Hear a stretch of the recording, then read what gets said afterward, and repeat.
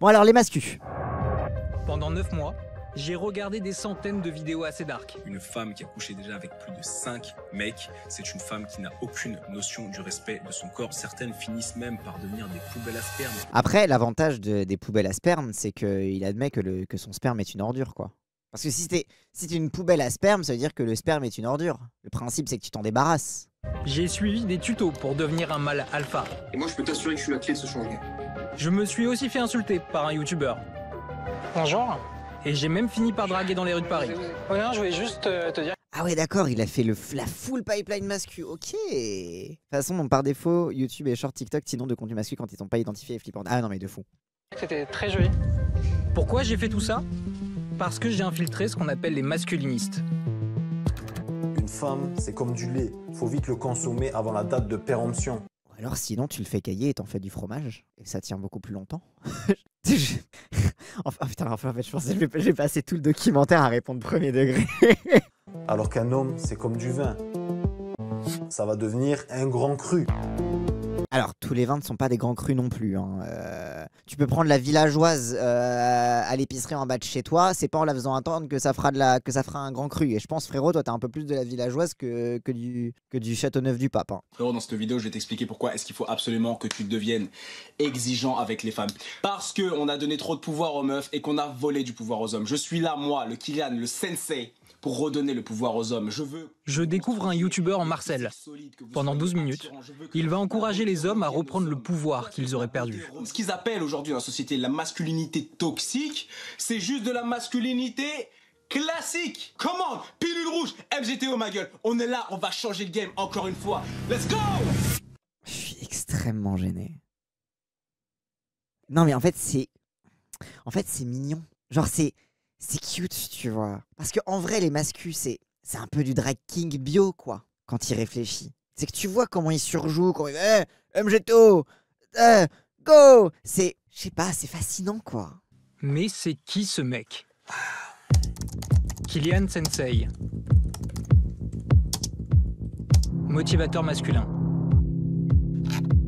Il affiche 187 000 abonnés sur YouTube et 176 vidéos. Oh, il est hyper connu, Kylian Sensei. Il parle de musculation, pas mal de sexe aussi. Et puis, il y a beaucoup de vidéos sur les femmes.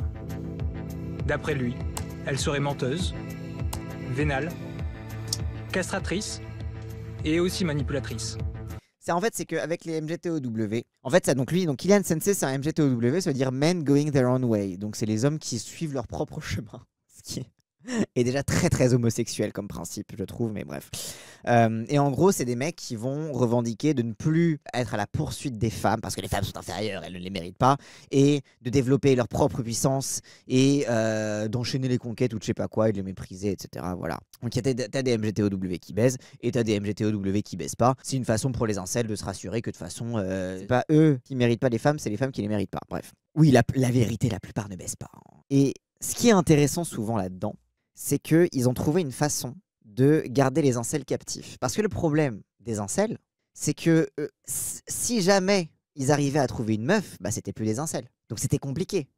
Il y avait le risque qu'ils se rendent compte que leur meuf, elle est cool en fait. Et que du coup, ça les calme. Que leur meuf les pacifie. Et que du coup, ils quittent, ils arrêtent de donner de la thune aux influenceurs incels. Et du coup, en fait, les MGTOW, c'était un petit peu aussi une façon d'être en mode merde, les incels, dès qu'ils commencent à avoir une meuf, ils quittent la communauté, et ils arrêtent d'être nos vaches à lait. Alors du coup, on va les convaincre de rester puceaux, de mépriser les meufs, et comme ça, ils vont continuer de nous payer pour savoir comment être un meilleur homme, quoi. Comme les applis de rencontre, bah c'est un peu c'est le même principe. C'est toutes les personnes qui profitent économiquement et symboliquement du sentiment de misère sexuelle, on va dire. J'ai pas envie de dire la misère sexuelle, parce que c'est déjà un concept qui a son histoire et ses contradictions. Mais en tout cas, oui, du discours sur la misère sexuelle et du sentiment de misère sexuelle des hommes qui l'ont. En fait, très sincèrement, moi, j'ai rien contre le concept de misère sexuelle. Mais pour moi, l'idée de misère sexuelle ne s'applique pas à la majorité des mecs qui s'en revendiquent. Donc c'est ça le problème. Je vais vous expliquer un petit peu d'où vient déjà de base l'idée de misère sexuelle, en tout cas telle que je l'avais lue. À l'époque, quand je faisais des recherches là-dessus, j'avais lu un article qui parlait du développement du concept de misère sexuelle, notamment dans un contexte 68 art. Donc vous savez, donc mai 68, interdit d'interdire, on peut baiser, trop bien, etc. C'était en fait l'idée d'une misère sexuelle, c'était une idée en fait de privation que faisait la société répressive justement, donc la société gaulliste, répressive, anti-sexe, etc. sur les gens. Et il y avait un côté un peu aussi freudien derrière, en mode on a une puissance sexuelle en nous, on a une libido, et la société nous l'empêche. Et c'était très très présent, voilà, dans toute la vibe 68 hard et post-68 hard. C'était très années 70 le fait de parler de misère sexuelle. Mais c'était pour parler vraiment d'une idée très précise.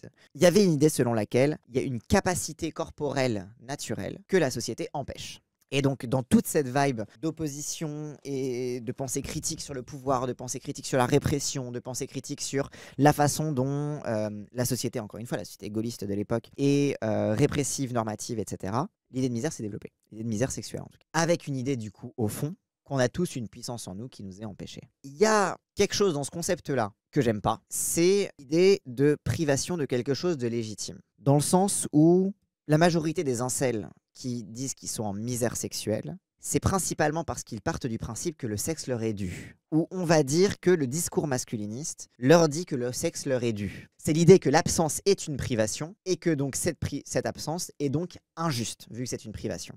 Alors que parfois, c'est pas une privation. Comme c'était de la nourriture. En fait, c'est ça, c'est comme c'était de la nourriture. L'idée de misère, déjà, elle existe. Déjà, de base, elle existe en économie. L'idée de misère, c'est, comment dire, une situation dans laquelle tu es, où la privation de ressources économiques, donc la privation généralement qui est située, en fait, qu'est-ce qui te prive de tes ressources économiques? C'est la structure sociale autour de toi. C'est la façon dont il n'y a aucun soutien social, où les salaires sont extrêmement bas, etc. etc. C'est tous ces facteurs sociaux qui font que tu vis dans la misère économique, par exemple. Quand on parle de misère, de gens qui vivent dans la misère, c'est sous-entendu que la société devrait les faire sortir de la misère, que la société devrait être là pour les en sortir. Donc c'est le truc c'est la partie qui m'énerve avec le concept de misère sexuelle tel qu'il est utilisé beaucoup dans les milieux masculins.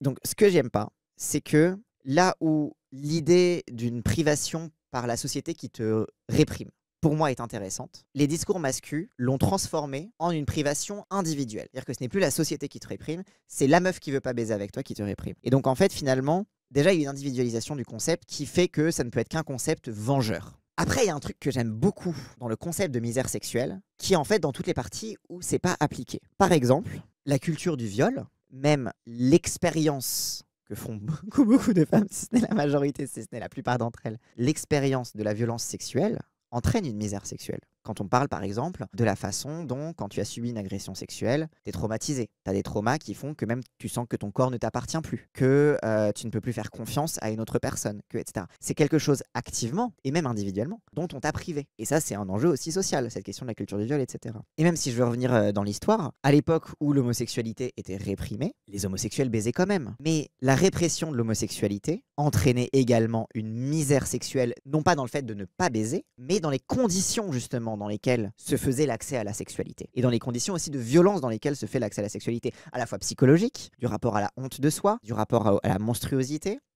qui amenait d'ailleurs souvent des comportements autodestructeurs, etc., etc. Donc la misère se situe non pas dans le fait de ne pas baiser, mais dans la façon dont la politique sexuelle te prive de ton corps. Et c'est en fait, voilà. Et c'est pour ça que le concept de misère sexuelle, je trouve que c'est quelque chose qui a beaucoup de potentiel d'un point de vue féministe. Et en fait, quand tu le prends du point de vue féministe, tu peux le réappliquer aux incels, à certains incels. Pas forcément à tous les masculins. Mais par exemple, les mecs qui sont geeks, qui ont l'impression qu'ils n'ont pas de corps, qui se sentent moches, sales, puants, qui n'ont jamais su érotiser leur corps. En partie parce que c'est des mecs aussi. En partie parce qu'il y a une violence sur les meufs du fait qu'on attend d'elles qu'elles érotisent leur corps. Mais du coup, les mecs, à l'inverse, la société a tendance à les laisser dans l'absence de soins de leur corps, au contraire. Le fait d'être mal à l'aise socialement, le fait d'être, etc. Ça, c'est des faits neutres. Le discours masculiniste va ajouter à ces faits neutres un rapport de hiérarchie. Ça veut dire que si tu es un geek un peu puant, qui a un menton un peu fuyant et que tu es mal à l'aise socialement, tu es un mec inférieur, tu ne baiseras jamais, tu es une merde, tu es un homme dominé, à moins que tu ne changes et que tu fasses de la chirurgie, etc.,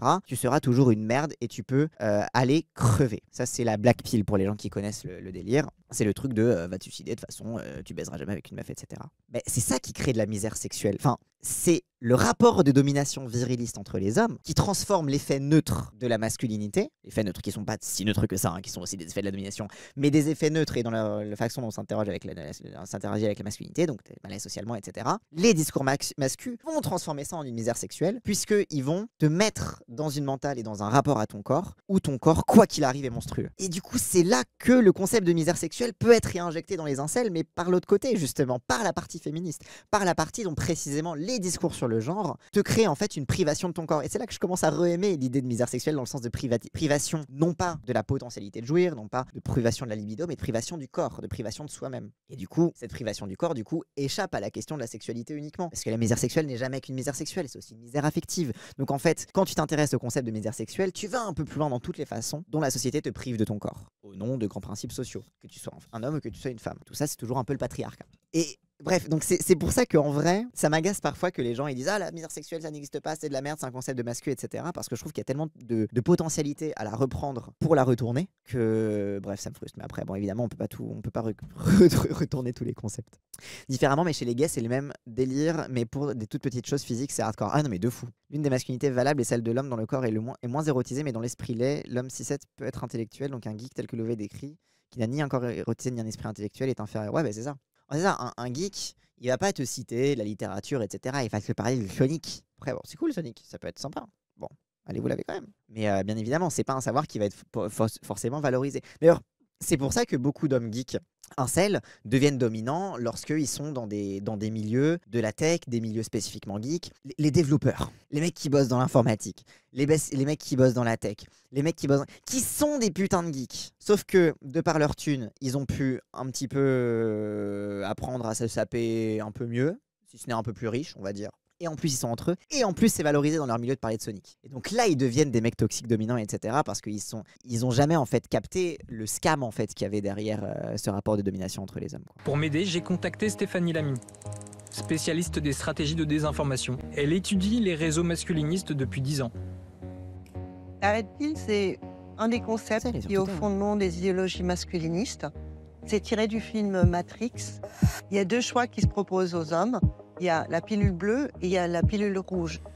La pilule bleue représente en fait un monde où les hommes ne trouvent plus leur place, l'oppression des hommes. De l'autre côté, la pilule rouge, quelque part, c'est une pilule de l'éveil où ils voient réellement les femmes comme elles sont vilaines. Et ça, c'est un truc qui est vraiment typiquement complotiste. Et c'est là en fait que, d'ailleurs, c'est pour ça que je pense que beaucoup de communautés, enfin quand on parle de la alt-right pipeline, de la pipeline vers l'extrême droite, souvent ça commence par les contenus masculins en ligne justement, parce qu'en fait la présentation sous l'angle de la red pill de tu vis dans une société où on te ment et en fait si tu prends la red pill tu verras le monde tel qu'il est, etc. C'est une pensée conspirationniste qui a comme fonction de vulgariser la pensée conspirationniste. De un truc de le monde te ment et moi je détiens la vérité qui va te faire sortir de la masse, que tu ne seras plus un mouton, etc. Et je pense que c'est ce qui permet aussi à ces mascus de rentrer beaucoup plus facilement dans des communautés conspi, dans des communautés d'extrême droite, etc., etc. au travers de ça, parce que déjà leur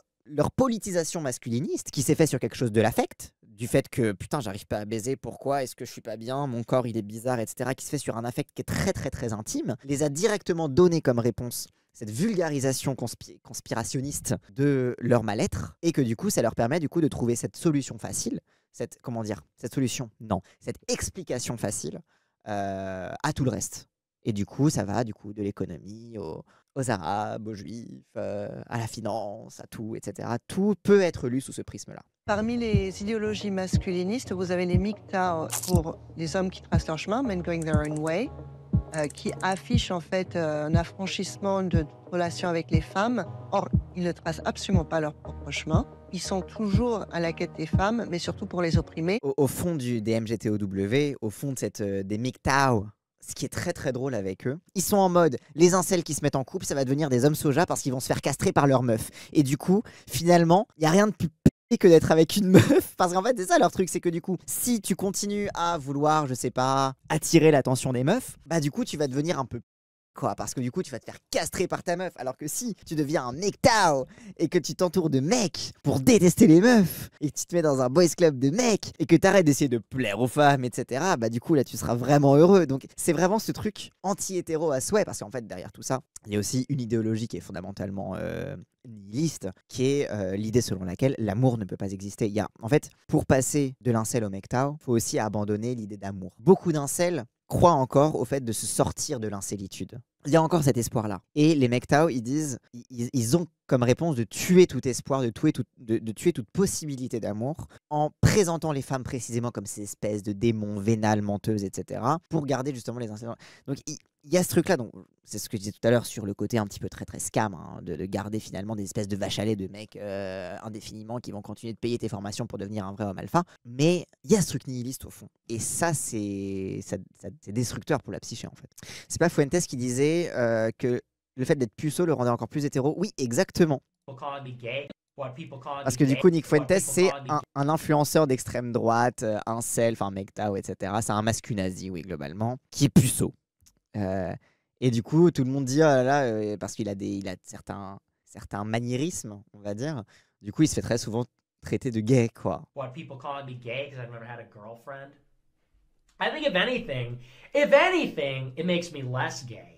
If anything... Donc il dit, ah, les gens qui m'appellent gay parce que j'ai jamais eu de meuf, en fait, ça fait de moi encore moins gay. It makes me not gay.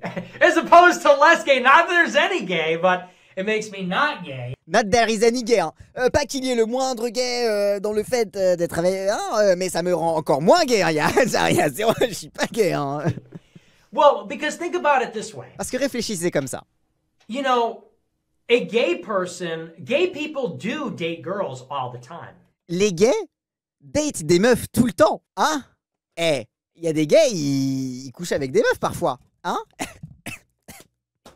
And when I said on Elijah Schaefer's show, when they said, have you ever been in a romantic relationship? Have you ever had sex with a girl? And I said no. Et donc quand il a dit, ah, du coup, j'ai jamais été en relation avec une meuf. If you name searched me on Twitter, as I always do, si vous me cherchez sur Twitter, all these gay people are coming out and saying, I've had more girlfriends than Nick. Tous les gays disent sur Twitter, même moi j'ai eu plus de meufs, j'ai eu plus de petites copines que Nick Fuentes. Donc parce qu'il y a des gays sur Twitter qui ont dit, putain mais il est puceau, même moi j'ai baisé avec plus de meufs que lui alors que je suis gay. Du coup il dit, voilà, c'est la preuve que je suis pas gay, parce que eux ils ont baisé avec des meufs. So like I said last week, not only is that thinking flawed, but actually it's the reverse. That actually makes me really more heterosexual than anybody. If we're really being honest, never having a girlfriend, never having sex with a woman really makes you more heterosexual, because honestly, dating women is gay. Voilà, ne jamais avoir baisé avec une meuf fait de toi encore plus hétéro, parce que franchement, dater des meufs c'est gay quoi. Il est à quelle étape du deuil, j'en sais rien, il est profond dans le déni là. Having sex with women is gay. Baiser avec des meufs, c'est gay. And having sex with men is gay.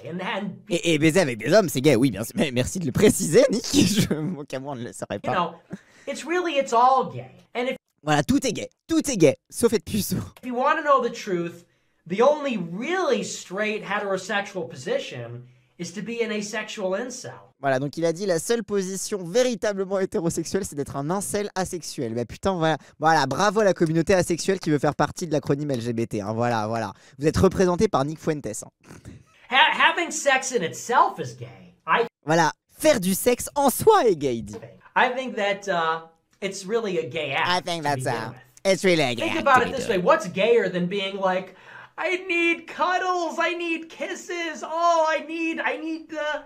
It's all very sus to me. Donc il dit c'est sus et c'est gay de faire de l'amour parce que oh là là t'as besoin de câlins, t'as besoin de caresses, c'est vraiment gay d'avoir des câlins et des caresses quoi. Enfin bref. Après oui évidemment Nick Fuentes c'est un immense troll et je pense qu'il dit des trucs pour en rajouter aussi mais ah ouais, il est vraiment au stade et c'est ce que je disais tout à l'heure sur le nihilisme, c'est qu'il est vraiment au stade où le moindre rapport d'affection devient quelque chose d'horrible parce que gay, donc pour lui gay c'est quelque chose de mal, hein, voilà, mais il est vraiment au stade où le moindre la moindre marque d'affection est à bannir et à fuir parce que sinon c'est suffisant pour te défaire de ta masculinité, quoi. Et après, ils se plaignent quand on parle de masculinité fragile, mais à un moment, je veux dire, si elle est révocable aussi facilement que ça, votre masculinité, genre, je suis désolé, c'est pas notre problème, en fait. Je décide d'aller les rencontrer, ces masculinistes. Ce matin, j'ai rendez-vous avec certains d'entre eux, en pleine forêt, à Creil. Ces gars se font appeler la meute. Ça va dans les bois avec des mecs, hein. Tu me connais sûrement, moi c'est Azur. Azur. Non mais je suis désolé. Si vous voulez être homophobe, au moins vous appelez pas Azur, quoi. Genre désolé, pour moi Azur c'est Azur et Asmar, c'est le twink blond dans le film qu'on a tous vu quand on était enfant, hein. Genre mais c'est quoi ce nom de non-binaire? J'avoue, c'est un prénom xénogenre en fait. Genre frérot, c'est quoi? T'as tes pronoms dans ta bio ou quoi? C'est son track des Dire la vérité, ce que je te propose aujourd'hui, c'est de définitivement dire adieu à l'homme que tu étais. Au mec qui galère, qui a pas d'argent, qui sait pas où il va, qui est perdu dans sa vie, qui galère avec les filles. Je veux que tu dises adieu à ce mec-là. Est-ce que t'es prêt? Je te présente la meute. La meute, c'est un réseau d'hommes ambitieux, prêts à faire passer leur vie au niveau supérieur. Notre objectif, tu l'as compris, c'est de devenir des hommes meilleurs, de devenir beaucoup plus forts. Donc je parlais de la pensée conspirationniste qui est déjà contenue dans la métaphore de la blue pill et de la red pill. C'est quelque chose aussi qu'on retrouve dans la façon dont se crée en fait ce genre de communauté en mode communauté fermée. Dire que ça va être des trucs qui vont remplacer progressivement tes sociabilités, qui vont remplacer ta façon de voir le monde et ta façon... J'avoue, on dirait François Civil, le mec. Mais c'est ça, il y a un côté très très sectaire en fait dans tout ça. Et je pense que c'est l'autre partie un petit peu de la pipeline aussi, quoi. La bonne chose à faire, c'est venir en ciseaux. Donc c'est-à-dire quand le mec va venir vous planter, je viens en ciseaux sur son... Ok, Frank Ropers. Oh là là là là là là. Oui, non, tu fuis en fait, genre tu te barres, tu te sauves. Clairement, je ne suis pas le plus à l'aise. En même temps, je ne m'étais jamais posé la question de comment désarmer quelqu'un muni d'un couteau. Oui, parce que c'est pas quelque chose qui t'arrive tous les jours globalement. Et ça, c'est encore une fois, ça fait sens aussi. Enfin, bon, évidemment, c'est des groupes de bon, globalement, c'est qui s'en doutait. C'est des groupes qui sont déjà assez d'extrême droite. Mais évidemment, c'est des gens. On regardait tout à l'heure dans le Vu. Il y avait CNews qui ouvre son journal avec attaque au couteau à Bordeaux, attaque à tel endroit, quelqu'un qui se fait planter à tel endroit, etc. Ce qui fondamentalement ne reflète pas la hausse de la criminalité en France, puisque au contraire, la criminalité en France, notamment l'atteinte aux personnes, a énormément baissé. Mais simplement, le peu d'atteintes aux personnes qui sont faites, donc le peu de violence envers des personnes, sont beaucoup plus médiatisées. Donc en fait, c'est des gens qui sont déjà dans cet univers-là où le peu d'agressions qu'ils voient sont surmédiatisées et ils font que parler de ça. Du coup, ils disent faut que je me prépare, etc. Et au final, ils passent leur vie à se préparer contre un truc qui, statistiquement, arrive très très peu. Et voilà quoi. Ces masculinistes se préparent à devenir des guerriers, comme dit Azur. Moi, j'ai remarqué quelque chose, c'est que les hommes se sentaient beaucoup plus en cohérence avec eux-mêmes en cherchant cet idéal du guerrier, cet idéal de l'homme qui va aller au bout de ses objectifs, qui va affronter cet idéal de combat. Et en fait, c'est la réponse à la critique féministe, c'est la fuite en avant. C'est-à-dire que ces trucs-là qui sont quand même montrés et un peu prouvés comme étant des trucs... Parce que vivre avec cette crainte au quotidien, c'est vivre dans une paranoïa constante. C'est se promettre à une existence dans laquelle tu n'es jamais tranquille, dans laquelle tu es toujours sous la menace de quelque chose, dans laquelle tu es toujours dans la peur permanente. Et c'est la réponse finalement au féminisme, c'est la réponse à MeToo, c'est la réponse aussi à la montée de la prise en compte par les femmes de la culture du viol, etc. C'est la fuite en avant. C'est que ce truc-là leur fait activement du mal. Quand on parle de masculinité toxique, c'est que bah oui, quand tu vis dans la paranoïa et dans la peur permanente, ça a un impact sur ta psyché. Ça fait que t'es pas bien. Ça fait vraiment que t'es pas bien dans ta tête. Ça te crée de la paranoïa, ça te crée du trouble. Donc ce truc-là, quand on parle de masculinité toxique, et d'ailleurs les masculinistes à l'époque en parlaient comme ça, hein, intéressez-vous au mouvement masculiniste mythopoétique, ils utilisaient beaucoup le terme de masculinité toxique, j'en parlais quand on regardait la vidéo sur l'use. C'est quelque chose où ils considéraient que c'est des normes de virilité qui te font du mal à toi avant tout, et aux autres aussi, mais à toi avant tout. Et donc leur réponse face au fait de dire « c'est fatigant d'être parano tout le temps et de se préparer tout le temps à mettre sa vie sur... Ta vie, elle est précieuse quand même. Ça te fait mal à la tête quand même de penser comme ça tous les jours. » Bah, leur réponse aussi, c'est la fuite en avant. C'est le fait de dire non, on va push-through, ça va marcher. C'est la méthode queer en fait. C'est en mode, si je continue de me matrixer là-dedans, je vais finir par y arriver. À force, je vais finir par comprendre, à force, je vais finir par me sentir bien. Sauf que non, tu penses qu'à force, tu vas finir par te sentir bien en entretenant une pensée qui fondamentalement est traumatique. Il existe 3 types de femmes, la brebis, la chienne et la louve. D'accord. C'est quoi? C'est leur version de Fuck, Marry, Kill en fait. C'est... En fait, ils jouent à Fuck, Marry, Kill. Donc c'est Fuck la brebis, j'imagine. Marry la louve et Kill la chienne, je sais pas. La brebis, elle est dangereuse. Elle est dangereuse parce qu'elle est instable. La brebis, c'est la femme qui n'arrive pas à gérer ses émotions. Brebis dangereuse. Non, les femmes sont dangereuses. Isodus, tu n'as pas compris que les femmes sont dangereuses. Tu sais pas ce qu'elles pensent dans leur tête. Et elles sont dangereuses. La brebis, elle est dangereuse. Mais c'est ça, c'est que vraiment, ils s'appellent la meute. Ils se comparent à des loups et ils ont peur d'une brebis, quoi. Ils inventent des catégories de femmes où t'as la brebis pour dire elle est dangereuse. Attention, elle me fait peur. Elle est instable. On sait pas ce qu'elle pense. Hey. Tout va bien se passer. Ça va aller. Et la vidéo des 3 types de femmes, celle-là, c'était du calcul. À 1000%. La chienne, c'est la plus dangereuse. J'ai étudié les phrases d'accroche, les mots que j'allais sortir à certains moments parce que je savais que ça ferait réagir.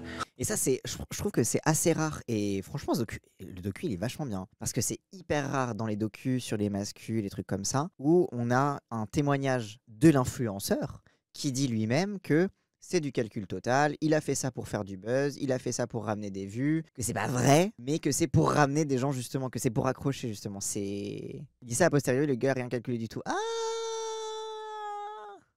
Pour devenir influenceur masculin, il faut déjà être très très insécure vis-à-vis de ta propre masculinité. Donc je pense que ce qu'il décrit quand il dit qu'il calcule les phrases d'accroche, qu'il les pèse, etc., ça sonne beaucoup comme quelqu'un qui est suffisamment mal à l'aise en société et mal à l'aise vis-à-vis de lui-même pour avoir besoin de répéter les phrases dans sa tête pour pouvoir les sortir. Ou être un full scammer, mais j'y crois pas. Ah, mais c'est un scammer.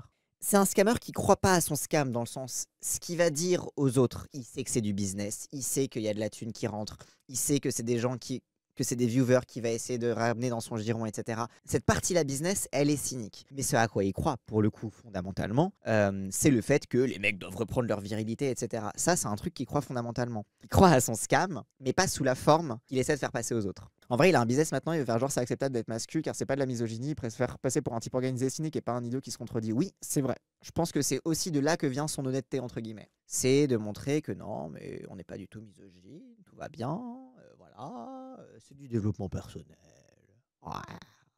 On essaie d'aider les mecs qui ont du mal, mais c'est tout, quoi. Mais est-ce que le fond du message, dire qu'il existe une catégorie de femmes manipulatrices, vénales, ou enfin, vous l'assumez? C'est une réalité. Et je vois pas pourquoi il y aura un tabou par rapport à ça.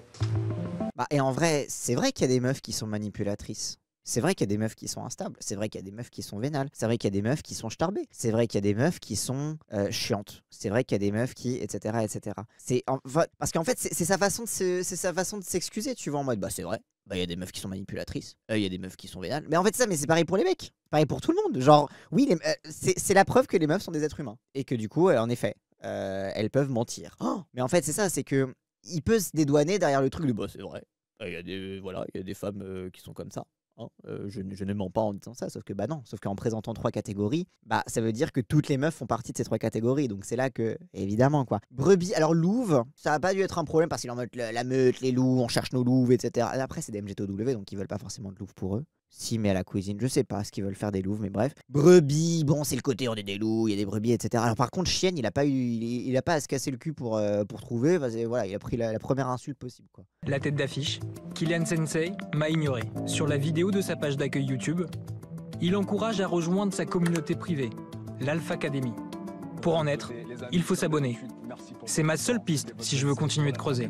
Pour me fondre dans la communauté, je m'invente des objectifs. Me bâtir un physique, développer un business et surtout reprendre confiance en moi. Allez, 29 € par mois, c'est le prix pour entrer dans l'Alpha Academy. Oh ça va, c'est payé par la prod. Oh. J'ai maintenant accès au serveur, comme 636 autres mâles. Je pense vraiment que le féminisme a été mis en place pour détourner les femmes de leur essence divine, c'est-à-dire de la féminité. La féminité divine. La féminité sacrée. J'ai beaucoup parlé de féminin sacré, notamment en parlant de certaines pensées TERF, mais pas que. C'est logique. À ce rythme, dans 2 vidéos, il dit que c'est un complot juif. Bah, en vrai, ça fait partie de l'univers conspirationniste masculin. Historiquement, d'ailleurs, les juifs étaient construits et considérés comme efféminés, comme d'ailleurs étant responsables de l'effémination de la société. Je vous ai souvent parlé de Magnus Hirschfeld qui avait créé à Berlin dans les années 20-30 le premier institut de recherche en sexologie, donc où il faisait des recherches sur l'origine de la sexualité, l'homosexualité, sur la transidentité aussi, même sur l'intersexuation et tout, enfin bref.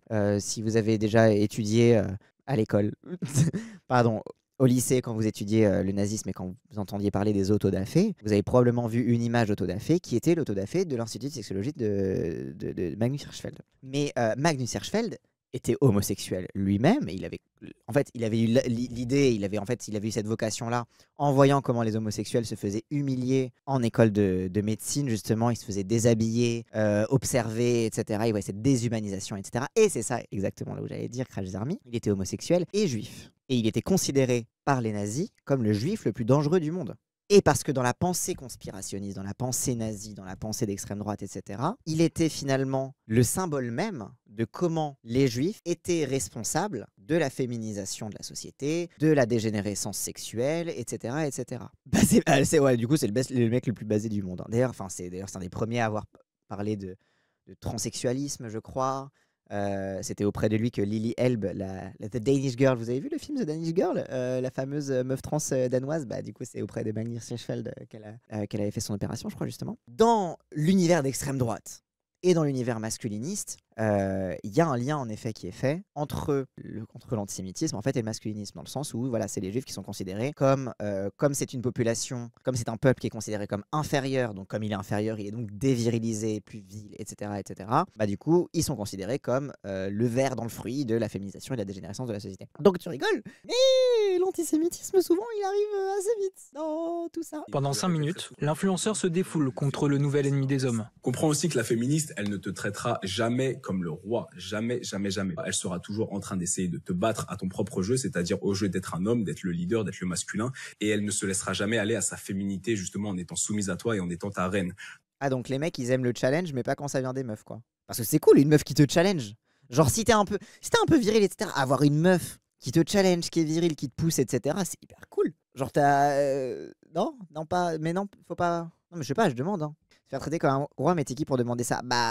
C'est un mec qui a toujours été traité comme un roi et ça n'a jamais été remis en question. Quand on parle, même la base de l'analyse féministe en mode le partage des tâches ménagères, en mode la charge mentale, etc., c'est un truc aussi, ça fait partie d'un système qui entretient les mecs dans un rapport à l'immaturité permanente et au côté d'être un roi, d'être toujours servi, etc., etc. Donc t'as un truc, je pense que très sincèrement, et encore une fois, encore une partie dans laquelle je trouve que la masculinité fait du mal aux hommes, c'est que le patriarcat entretient les mecs dans un rapport à la fois à la dépendance et à la fois à la domination. C'est-à-dire qu'ils sont dominants dans le foyer, on les sert, on leur demande pas forcément de faire la vaisselle, de machin truc, etc. Voilà, à faire attention aux petites choses du quotidien de la maison et tout, ça c'est un truc sur lequel on surcharge les meufs, etc. Bon, sauf quand il n'y a pas de meufs à la maison, ça dépend, parfois c'est des mecs, parfois c'est la mère qui s'occupe de tout, etc. Mais c'est à la fois un rapport à la dépendance, parce que oui, du coup ils sont incapables de s'occuper d'eux-mêmes, mais aussi ça les promet.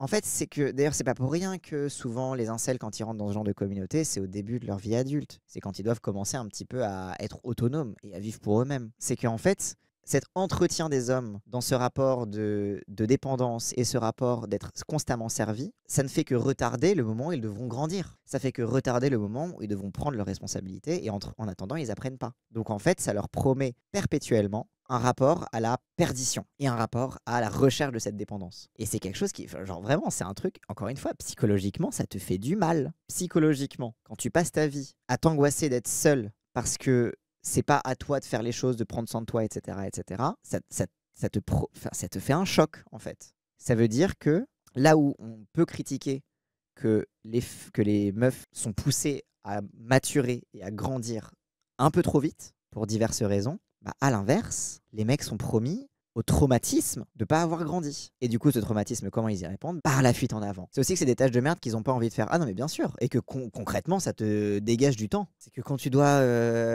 passer l'aspirateur, passer sous les trucs, faire la lessive, oui, ça te prend une petite journée à faire les trucs, et c'est une journée où tu peux pas jouer à un jeu vidéo, ou te libérer du temps, ou je sais pas quoi, tu vois. Donc, mais ouais. Du coup, comment tu aides un petit garçon de 6 ans à gérer ses frustrations, soit être dans des injonctions, soit fort, soit un homme, mon fils, je fais pas ça, mais quand c'est le modèle que tu reçois de ton propre daron, on est un peu diminué. Bah, c'est vrai, mais apprendre à gérer ses frustrations, c'est apprendre à les digérer. Enfin, surtout, c'est un truc, franchement, c'est un truc qu'on se pose que pour les mecs, hein, d'apprendre à, comment tu fais pour apprendre à gérer les frustrations autrement qu'en disant soit un homme, soit fort. Bah, les meufs, on se pose jamais la question de comment on leur apprend à gérer leurs frustrations.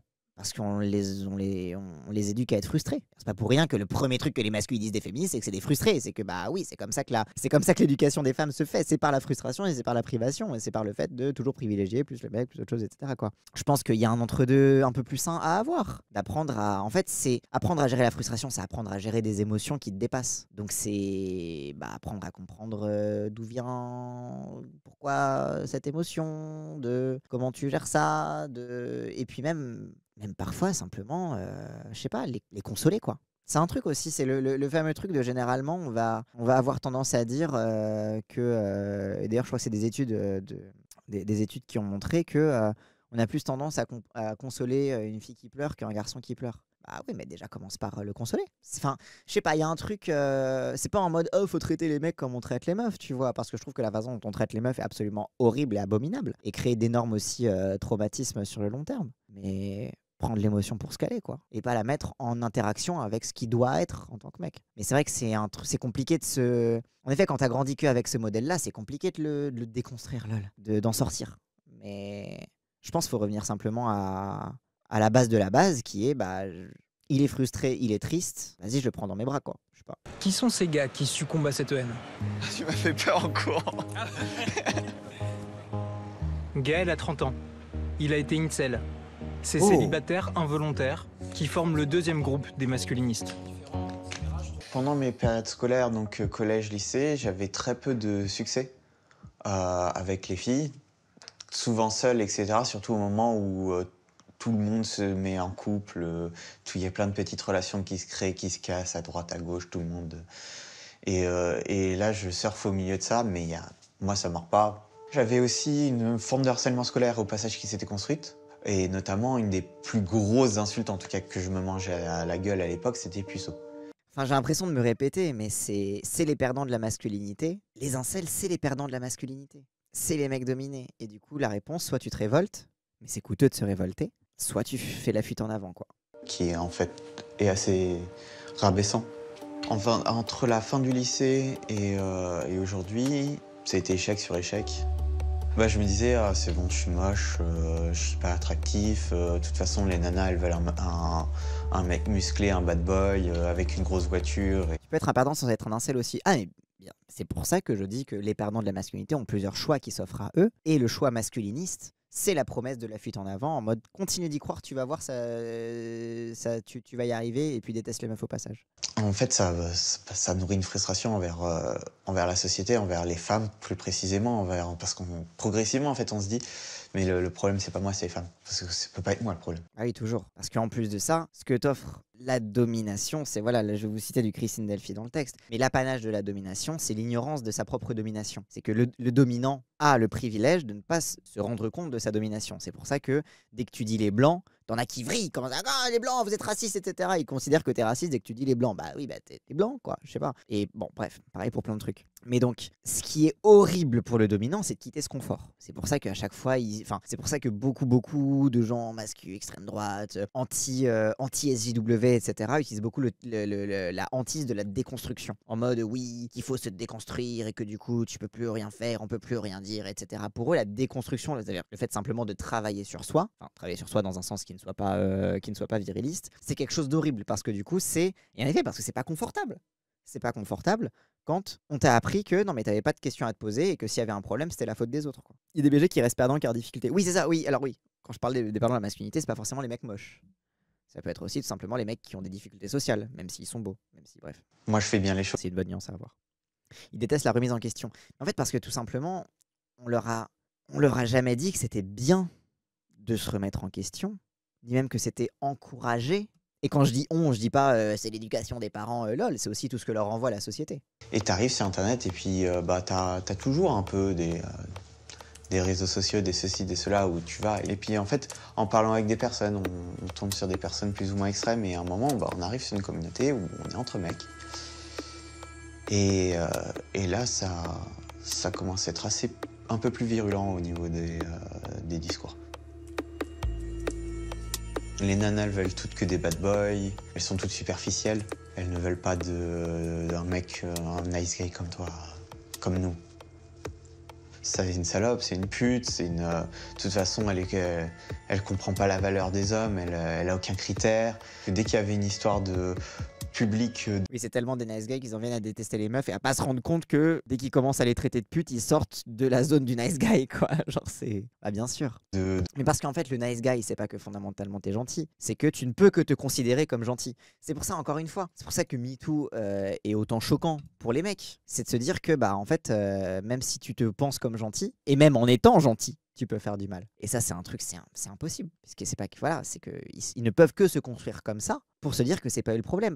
Mais parce que aussi très très souvent, c'est des gens là, par exemple, lui, il parle de son profil de harcèlement scolaire, de trucs comme ça, qui se faisait traiter de puceau, etc. Mais parce qu'en fait, quand t'es dans ce degré-là, quand t'es un perdant de la masculinité, quand tu vis du harcèlement, etc., si tu commences à te dire que c'est ta faute, tu te butes. Donc c'est aussi ça là qui est difficile. C'est que le moment... Et quand tu vis du harcèlement, tout le monde, un mec comme meuf, quand tu commences à te dire que c'est ta faute, c'est le moment où tu abandonnes la vie, tu abandonnes de vivre, et où tu commences à être vraiment en mode « je le mérite ». Et donc c'est ça qui est compliqué. C'est que, non, enfin, tu le mérites pas, dans le sens où c'est pas ta faute, parce que c'est pas une faute, mais c'est autre chose. On fait quoi, nous les moches, on se prend?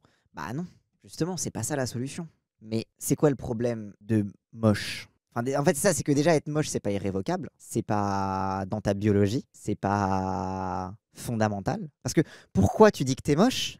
Mais il y a des acteurs, on dit qu'ils ont des gueules. Puis c'est un petit critère, la beauté, t'en as tellement d'autres. Bah ouais, tu peux très bien être beau et être une immense merde. Mais après, c'est vrai qu'en vrai, enfin, je reviens sur le truc moche, mais c'est que t'es dans un cercle vicieux. T'es en mode, je suis moche. Du coup, j'ai pas confiance en moi. Du coup, je suis awkward. Du coup, ça me rend encore plus moche. Parce qu'en effet, oui, quand t'es awkward et que t'as une certaine position, bah du coup, ça entretient aussi...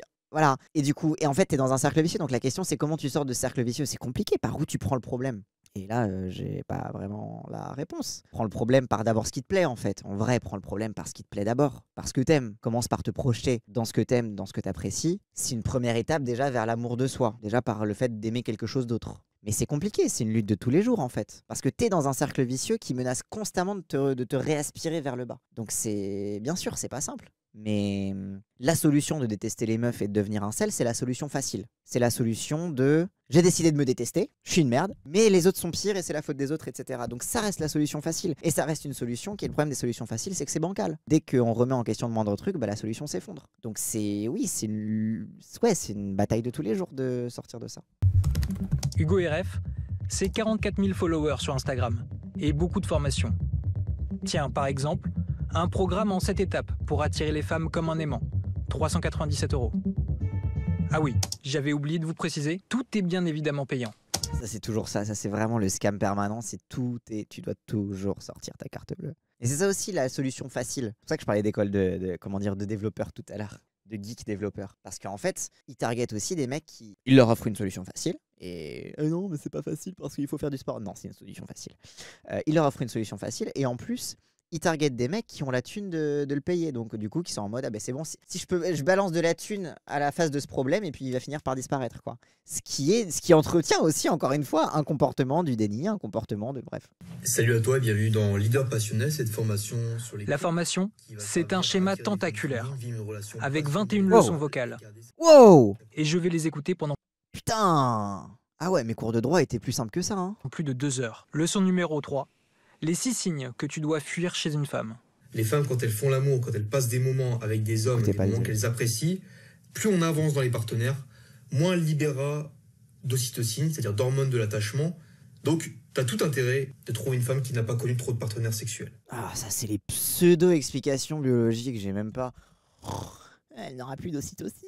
Et que, frère, genre, si elle en sécrète plus, c'est qu'elle a un problème de déséquilibre hormonal et que c'est un autre stade que simplement trop baiser, en fait. C'est que, genre, c'est... Waouh. Le mec pense le sexe, c'est de la MDMA. Ah non, mais de fou, hein. T'as fait 8 lives sur les hormones au moins, ça revient tellement, c'est fou. Ah non, mais parce que les hormones, c'est le... Tout ça, j'en ai marre de parler d'hormones. On en reparlera une autre fois. Alors, j'ai essayé de détecter sur quelle source scientifique il s'appuyait. Rien. En fait, il s'appuie sur aucune science, ce qui est d'ailleurs très dangereux parce que quand il prétend, par exemple, qu'une femme ne peut plus s'attacher à un homme parce qu'elle perd l'hormone de l'attachement, pire, il n'y a aucune base scientifique. Oui, déjà de base, il n'y a pas d'hormone de l'attachement. Genre n'importe quel psy, allez regarder les vidéos psychoquac qui parlent du développement, les théories de l'attachement, du développement de l'attachement, etc. C'est pas une hormone en fait. Encore une fois, on revient à ce que je disais sur la solution facile, sur le fait que les mascus offrent une solution facile de fuite en avant vis-à-vis de la masculinité. On y revient là-dedans, c'est que l'hormone, c'est une solution facile. C'est un truc chimique. La médecine avance, t'arrives à la synthétiser, la regarder, etc. Voilà. Du coup, voilà, solution chimique, c'est un truc. Voilà, c'est comme la testo. C'est comme sur les hormones sexuelles, c'est comme tout en fait. C'est que c'est une molécule, ça fait tout. Voilà, c'est la pensée magique, mais qu'on a aussi, voilà, sur les questions trans, sur les trucs comme ça, voilà. Voici le procédé démoniaque que j'utilise pour occuper tout le temps ses pensées.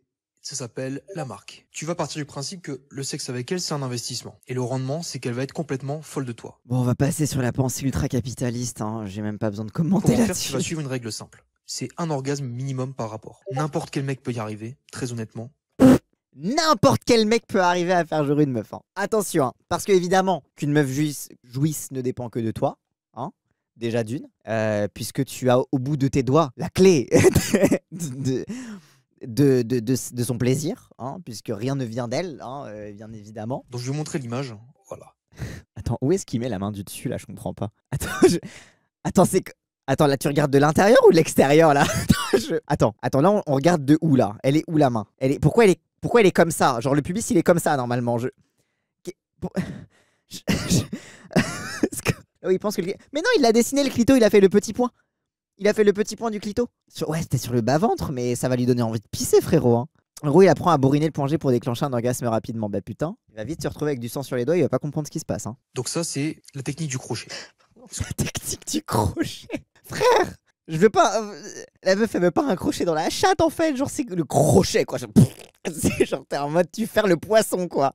Ce que tu vas faire, c'est que quand la fille mouille, tu vas mettre tes deux doigts à côté du pouce, tu vas les rentrer. Alors, c'est bien de dire quand elle mouille, parce qu'il faut que ce soit lubrifié. Au moins, il a commencé par attention, il faut que ce soit lubrifié. C'est déjà pas mal. T'es encore plus tes doigts et faire comme si tu voulais limite la soulever. Et ça, si tu continues comme ça pendant. Genre en mode la soulever. Genre en mode. C'est pas. Non. Le but, c'est pas de perforer sa chatte, frérot. Genre, allô. Peut-être 15 minutes maximum. La fille va. 15 minutes! 15 minutes que tu soulèves sa touche avec ton crochet. Oh, wow. Et en fait, c'est ça, c'est que comme ça lui permet de vendre des séances de muscu avec des haltères au bout des doigts en mode j'augmente ma technique du crochet. Oh. Forcément avoir un orgasme. Forcément. Allez, forcément, là c'est sûr, ça va pas louper. Non mais frérot, tu vas faire ça pendant 15 minutes, elle va en avoir marre, tu lui fais mal, elle va simuler, c'est ça qui va se passer. Genre, allô. Solution facile des mascus, te reposer sur la capacité de la meuf à en avoir marre et à simuler, quoi. T'as plus de dos au bout de 2 minutes. Mais non, parce que si tu fais mon exercice pour te muscler les doigts dans la position du crochet. Oh, l'obsession de la perf, jamais le plaisir. Mais surtout que là, en fait, c'est l'objectif, c'est de la faire jouir au moins une fois. Comme ça, elle est attachée à toi. Et comme ça, elle va être à tes pieds, quoi. C'est un truc même, c'est un truc de rendement. Déjà, de rendement sur la perf. Moi, je vais la faire jouir, etc. Mais surtout, la faire jouir pour qu'elle s'attache à toi et que tu la contrôles, que tu la manipules parfaitement. Genre, c'est un double rendement bizarre. Enfin, c'est... Il y a 5 ans, en pleine période incel, Gaël se radicalise, seul, derrière son écran. En fait, pendant aussi cette période, je regardais un peu les gens, en fait. Je disais, si j'avais une nana comme ça, je serais peut-être plus heureux. Je voyais un couple qui avait l'air heureux, qui était par exemple en train de s'embrasser dans l'escalator. Et j'avais un sentiment de dégoût, de jalousie. Et je trouve que le témoignage de l'ancien incel, il est hyper intéressant parce qu'il te fait vraiment rentrer aussi dans la haine de soi, into ma seule façon d'être heureux, c'est au travers d'une autre personne. C'est donc je ne peux l'obtenir qu'au travers. Enfin, la femme est une façon d'obtenir une confiance en moi. C'est même plus elle en soi. C'est ce que je fétichise, c'est l'idée d'être en couple. Dans ce que je fantasme de la confiance en eux qu'ont ces couples-là, et etc., etc. Je trouve que franchement, il est assez intéressant son témoignage à lui. Hein. Il y avait comme aussi une certaine agressivité qui arrivait envers ces couples, envers un certain nombre de situations. Quand je voyais un couple en train de se rouler une pelle sur le quai, je me disais, tiens, ici, je l'ai poussé. Tiens, prenez, vous êtes heureux. Est-ce que vous serez toujours heureux après? Regardez, il y en a d'autres qui souffrent à côté. C'était un peu ça, la mentalité. Un peu, pourquoi les autres souffrent pas comme moi? Pourquoi eux, ils ont le droit d'être heureux et pas moi? Et ça, c'est le truc school shooter, quoi. On parlait, quelqu'un dans le chat tout à l'heure, il y a un bout de temps, parlait de Elliot Rodgers. Bah voilà. Bah oui, Elliot Rodgers, c'était ça, quoi. C'était le jour de la rétribution, c'est le jour de la vengeance, etc., etc., quoi. Quand on se met à suivre les personnes qui parlent aux incels, en fait, c'est souvent aussi des personnes qui ont un discours plus large d'extrême droite. À l'époque, mon rêve, c'était de fonder une famille, d'avoir ma baraque, ma bagnole, une femme, des enfants, point, la vie. Et le discours, du coup, que je vois sur les vidéos, c'était impossible à cause des Noirs, à cause des Arabes, à cause des femmes. Bah, c'est ce qu'on disait tout à l'heure, c'est que du coup, ça va être la faute de tout le monde et tu vas chercher dans l'extérieur la faute et du coup, tu vas trouver tous les trucs, quoi. Et alors forcément, bah alors là, le patriarcat t'offre c'est la faute des femmes et le reste des structures d'extrême droite t'offre c'est la faute des étrangers, etc., etc., quoi. Regardez, les femmes, elles sont maintenant plus attirées par des Noirs et des Arabes que par des Blancs. Elles préfèrent aller voir des racailles de cité. Dans les cités, ils veulent juste nous voler notre argent, ils veulent pas faire fonctionner la société, ils veulent nous voler à nous bons citoyens. Le discours qu'on entend, c'est celui-là. Et j'y adhère, ça me rassure. Pour avoir été en couple avec un ex-incel qui avait pas quitté cette mentalité, bah en couple ils sont encore pires parce qu'ils te haïssent. Bah ouais, en fait c'est que même une fois qu'ils sont en couple, ils gardent cette haine de soi et ce ressentiment, etc. Ils sont en couple mais ils vivent leur couple comme une revanche et du coup le moindre truc que tu peux faire risque de menacer cette revanche sur le monde. Et du coup finalement ça te donne aussi un pouvoir de nuisance imaginaire dans leur tête, en mode genre, je sais pas, si un soir t'as la flemme de faire à bouffer, ça y est c'est bon, tu lui veux du mal, quoi. Je me souviens d'un témoignage, par exemple, d'une personne qui disait est-ce que ça vous énerve pas? Vous voyez une nana qui pousse une poussette et vous voyez que le gamin dedans, il est métis. En fait, à l'époque, je trouvais ça énervant. Parce que, pourquoi elle va avoir un nom blanc et pas moi, et pas un blanc? Pourquoi? Bah c'est ça, c'est que non seulement c'est une inférieure, alors pourquoi elle va avoir un autre inférieur, quoi? Pourquoi elle va pas vers le dominant que je suis? Alors que bah non, frérot. J'ai l'impression d'être le plus gros connard du monde à raconter ça. Mais non frérot, c'est précisément parce que tu racontes ça que t'es pas le plus gros connard du monde. C'est précisément parce que t'as pu avoir le recul de te dire « Ah, j'étais un peu raciste ». Sans dire le mot, Gaël parle de grand remplacement. Quand on plonge dans la sphère masculine, les idées d'extrême droite ne sont jamais loin. Julien Rosdy par exemple. C'est pour ça que les discours de l'extrême droite qui disent « Les violeurs sont les Noirs et les Arabes, c'est autant énervant ». Oui, de fou, parce qu'en fait, ça... c'est ancré là-dedans. C'est ancré dans... parce que limite, ils perçoivent les Noirs et les Arabes comme des violeurs, pas forcément parce qu'ils violent, mais juste parce qu'ils baisent avec des blanches. Et que rien que ça, ils considèrent ça déjà comme un viol de la race blanche. C'est un discours sur le viol sans même avoir besoin de viol, quoi. Parmi tous ces influenceurs misogynes, je m'arrête sur Jean-Marie Corda. Ses réseaux sociaux sont toujours actifs, et aucun doute sur son étiquette masculine. Vivre avec une femme qui travaille, ça veut dire que ta partenaire, ton épouse, travaille pour qui? Travaille pour quelqu'un d'autre. Oui. Alors, à deux doigts de découvrir que le capitalisme, globalement, tu te fais aliéner ton travail, quoi. Oui, quand tu travailles, c'est pour... Oui, c'était... À deux doigts. À deux doigts. C'est indigne. Mon épouse, elle travaille pour moi. Elle travaille à mon bien-être. Ah, mais en fait, c'est ça, quoi. Encore une fois, je parle de fuite en avant et de solutions faciles depuis tout à l'heure.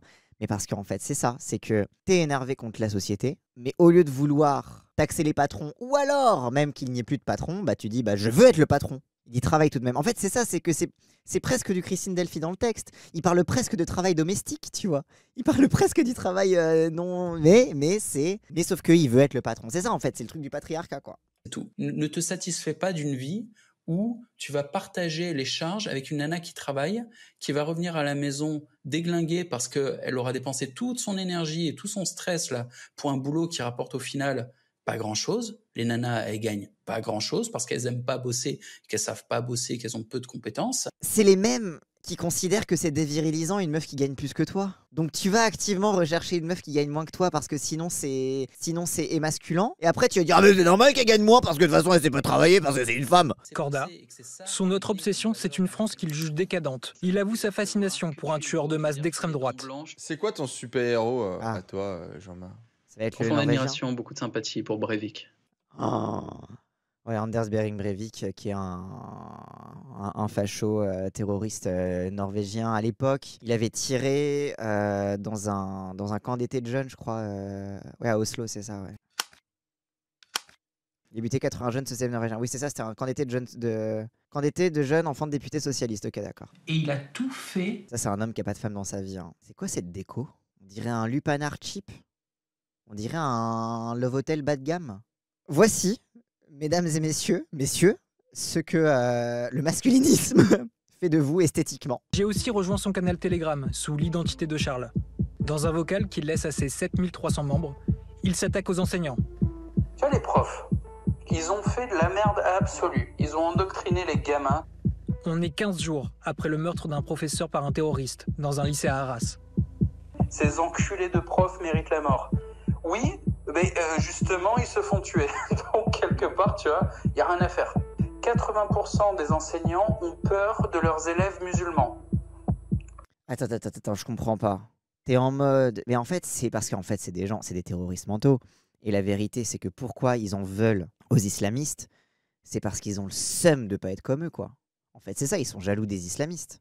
Ils sont jaloux des terroristes. En fait, ils voient des terroristes. Le problème, c'est que c'est des arabes, des musulmans, etc. Mais la vérité, ils voudraient faire pareil, quoi. Well, ouais, il y a trop de gens.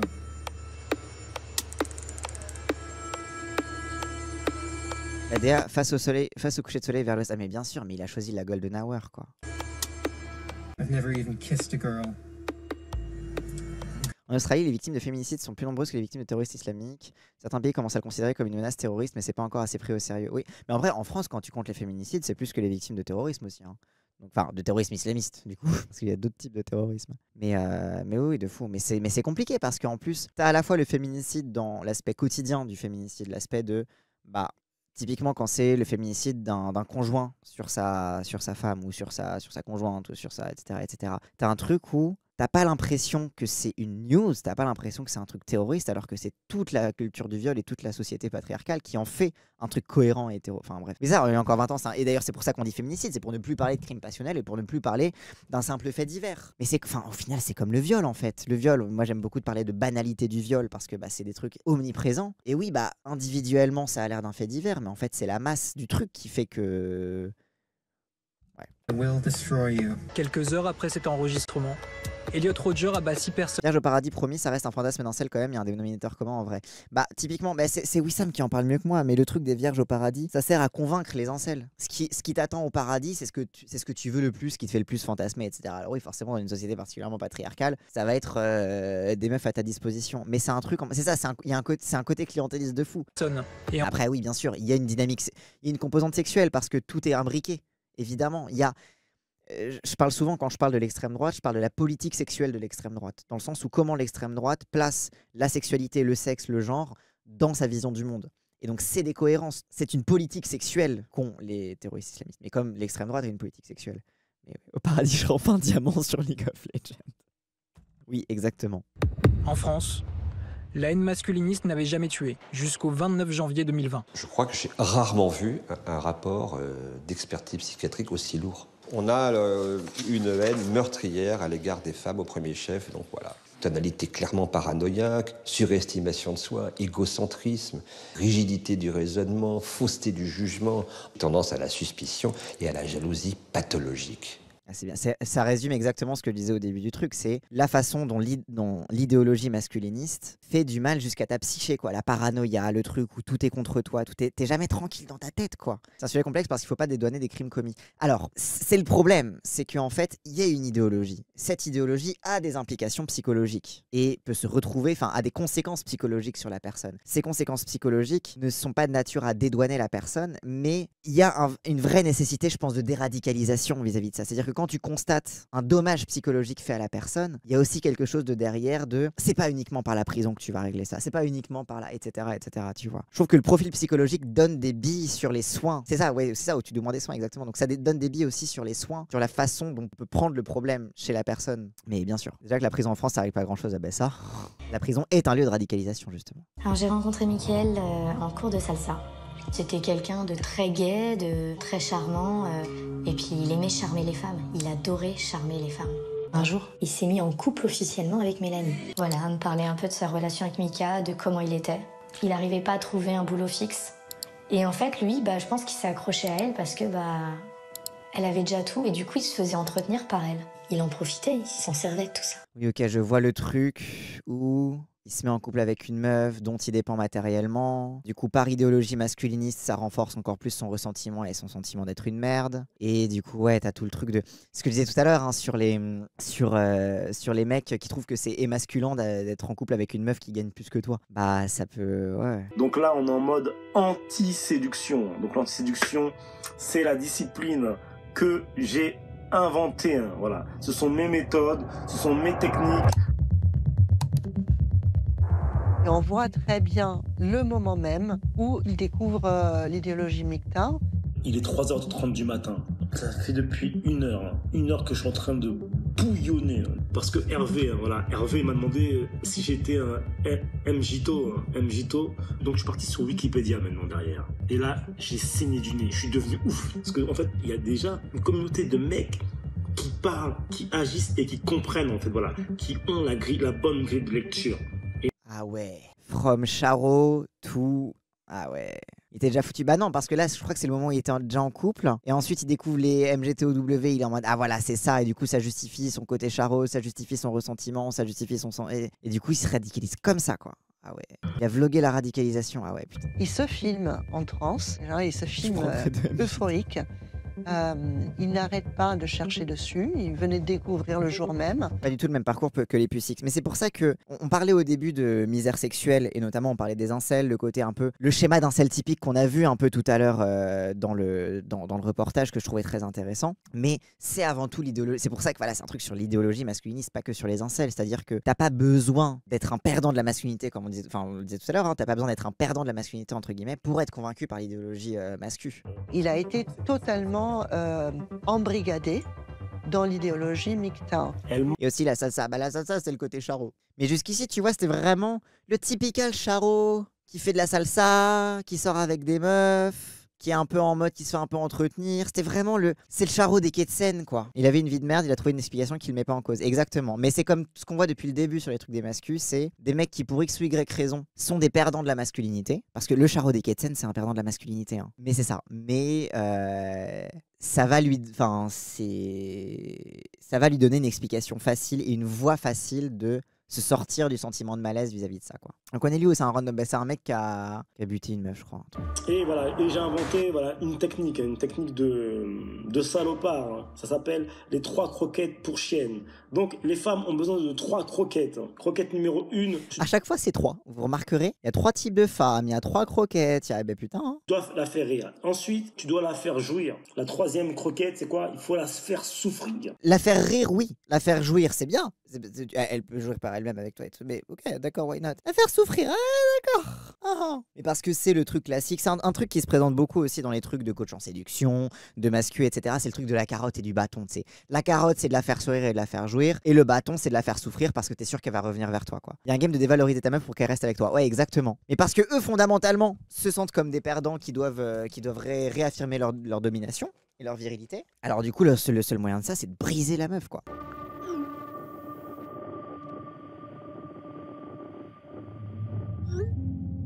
On voit pas bien des trucs, mais c'est en mode la meuf qui dit pourquoi tu m'as frappé. Elle dit je sais pas, je comprends pas, frustration, colère, incompréhension. Elle dit j'ai pas mérité ça. J'ai tellement peur. Elle se sentait observée et elle savait très bien que c'était Mika.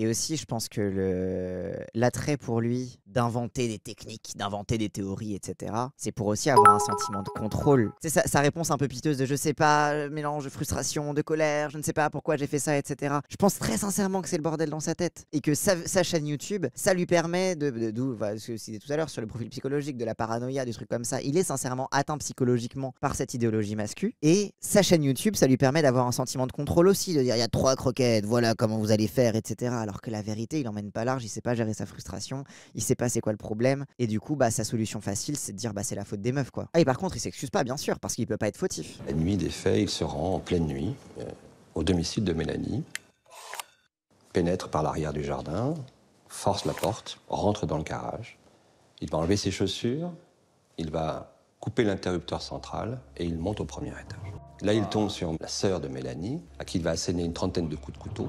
Et il monte au 2e étage, dans la chambre de Mélanie. Il s'ensuit un premier corps à corps avec Mélanie très bref. Il va commencer par lui donner quelques coups de couteau, elle va pouvoir s'enfuir dans le garage. Il redescend jusqu'au garage où se trouve Mélanie, et là il l'achève de 80 coups de couteau. Waouh. Ouais, il a buté les deux, ouais. Il a buté sa sœur aussi, ouais. 80 coups de couteau. C'est... Oui, c'est de l'acharnement. Hein. Oui, c'est vraiment... C'est... Oh.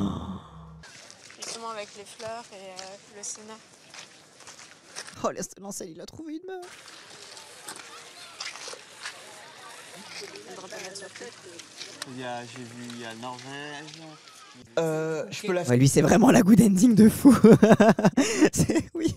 Faire rapidement pour situer. C'est le meilleur gars. Ça permet aussi de rafraîchir ma mémoire. Ouais, c'est la première fois que j'en entends parler. Ben moi aussi, c'est la première fois que j'en entends parler. Ça date de 2020 apparemment, mais... Ouais. Gaël s'est enfoncé pendant 4 ans dans l'idéologie incel, mais un déclic lui a permis d'en sortir. En fin d'une vidéo YouTube, alors le youtubeur link un Discord, dit allez les voir, ils ont l'air cool, etc. Donc je vais sur le Discord et puis j'échange un peu. Et puis très rapidement. Attends, un incel qui s'en est sorti grâce à Discord ? Félicitations. Les chances n'étaient pas forcément de son côté. Et puis très rapidement, je me rends compte que les discours ils partent complètement en vrille en antisémitisme. Ah ok, d'accord. De la France avec une étoile de David dessus. Hein. Ah ok, d'accord, donc c'est un Discord trop hardcore et du coup, ok, d'accord. Ils sont antisémites, c'est complotistes au plus grand point et moi je me reconnais pas dedans. C'était les femmes le problème, pas les juifs, les femmes. Comment j'en suis arrivé là? Comment je suis Il est en mode attends. Moi de base c'était les meufs. Pourquoi c'est devenu les juifs? Comment on est arrivé là? Genre attends, genre vraiment le réveil en mode attends quoi? Attendez, moi je suis misogyne, j'ai rien contre les... Non si, il disait qu'il avait des trucs contre les noirs et les arabes. Non si, il était devenu raciste à ce stade, mais là il a tracé la ligne, ce qui est pas mal de tracer la ligne aux juifs, faut bien qu'elle soit quelque... Tant mieux. Non, il était déjà raciste et tout. Et je pense qu'il a eu un réflexe de attends, les juifs nazis Hitler c'est pas bien normalement.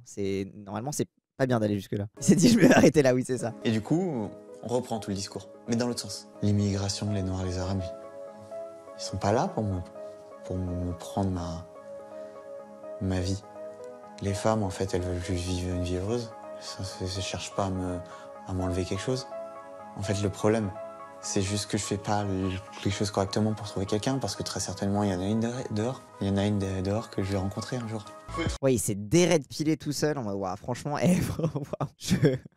Et dans les mois qui ont suivi, je suis sorti plusieurs fois de chez moi, aller à des soirées, etc. Oui, c'est ça, la resocialisation aussi. Aller voir des gens, sortir, changer d'air. Oui. Grâce aux juifs, let's go. Bravo les juifs. Puis une soirée, j'ai vu une nana mignonne. Puis je me dis, voilà, perdu pour perdu. Je lui ai demandé son numéro. Et ouais, il a pas fait le truc d'aller dans la rue pour demander le numéro à des meufs. Il est en mode ah, elle me plaît. Du coup, je vais lui demander son numéro, pas pour me prouver un truc, mais juste parce que je veux la revoir, quoi. Voilà. Non, trop fort. Franchement, c'est le best gars, le mec. Enfin, il a eu des... Aujourd'hui, ça fait 4 ans qu'on lance. Il a eu une route difficile, mais c'est le best gars. Il a gagné quand il avait plus la pression. Bah en fait, c'est ça, c'est que c'est au moment où il avait moins la pression que du coup, il s'est dit ah mais en fait, c'est plaît quoi, c'est cool.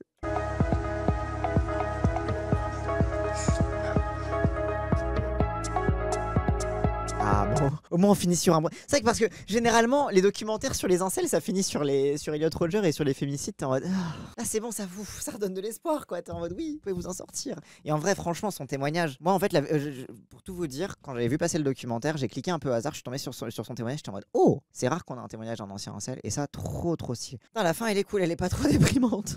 Juste après le féminicide. Mais et en plus, c'est un témoignage important. Parce que c'est un témoignage aussi très transparent sur qu'est-ce qui t'amène à ça. Et à quel moment t'es en mode oh putain, ça va trop loin. Oula, attends, pourquoi j'étais là-dedans déjà? Enfin, c'est ouais, trop stylé. Franchement, très bien de ce documentaire. Vraiment, je vais vous mettre le lien si vous voulez le remater dans votre coin ou le conseiller autour de vous, etc. Vachement chouette. Mais c'est toujours aussi en détricotant d'où t'es venu que t'es en mode ah mais en fait c'était pas ça le problème. Et il revient, et vous avez vu que quand il dit qu'il redétricote le truc, il revient sur ah mais en fait c'est parce que je me comporte pas forcément bien, etc. Parce qu'au début, il disait du fait que non, mais ça peut pas être ma faute. Voilà, parce qu'il parlait du fait qu'il se faisait harceler à l'école, que blablabla, et que du coup, forcément, tu peux pas dire que c'est ta faute, sinon tu te dis que t'as mérité ça, et du coup, bah, tu peux aller te pendre, etc. Du coup, il se raccrochait au fait que c'était pas sa faute et que c'était la faute des autres, et que c'est ça qui l'a amené à se radicaliser, etc.